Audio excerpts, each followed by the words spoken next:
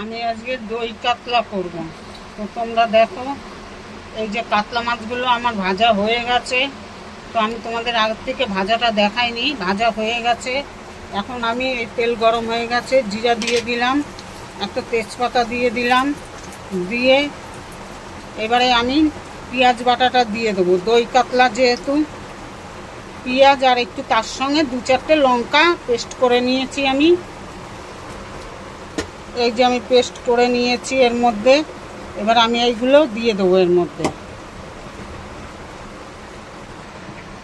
এবার আমি পেঁয়াজ পেস্টটা দিয়ে দেবো এর মধ্যে।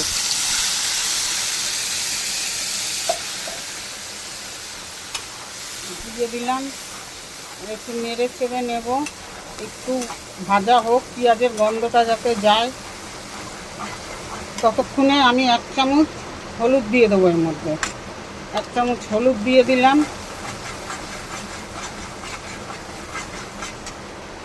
এবার এর মধ্যে আমি 1 চামচ নুন দিয়ে দেবো। এই যে 1 চামচ নুন দিয়ে দিচ্ছি।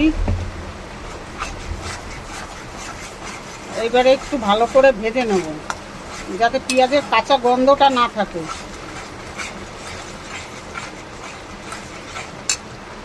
আমার পেঁয়াজটা কিন্তু ভাজা হয়ে গেছে। এই দেখো, ফাটিয়ে রাখা দই ভালো করে আমি ফাটিয়ে নিয়েছি দইটাকে। এবার আমি দইটাকে এর মধ্যে দিয়ে দিলাম। দইটাকে আমি এর মধ্যে দিয়ে দিলাম। এবার একটু নেড়ে চেড়ে আমি একটুখানি জল দেবো। যেহেতু এটা দই কাতলা, বেশি ঝোলের প্রয়োজন নেই, তো অল্প একটুখানি জল দেবো।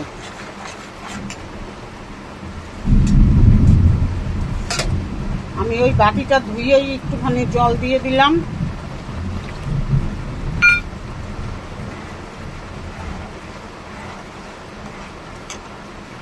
বাটিটা ধুয়েই জল দিয়ে দিলাম। এবারে একটু ফুটে উঠলেই আমি মাছগুলো দেব। দেখো, ঝোল কিন্তু আমার ফুটে উঠেছে। এবারে আমি একে একে মাছগুলোকে দিয়ে দেবো। মাছগুলো দিয়ে তারপরে আমি আরেকটু ফুটিয়েই নামিয়ে নেব। মাছগুলো আমার দেওয়া কমপ্লিট। এইবারে আরেকটু ফুটলেই আমি নামিয়ে নেব। ঠিক আছে, এটা হলো আজকের রেসিপি আমার দই কাতলা। আমার দই কাতলাটা কিন্তু পুরো কমপ্লিট হয়ে গেছে। দেখো, আজকে আমি দই কাতলা করলাম। ঠিক আছে, তা তোমরা বন্ধুরা দেখতে থাকো। আমার এইটা পুরো কমপ্লিট। আমি গ্যাস অফ করে দিলাম। আমার এটা কমপ্লিট হয়ে গেছে।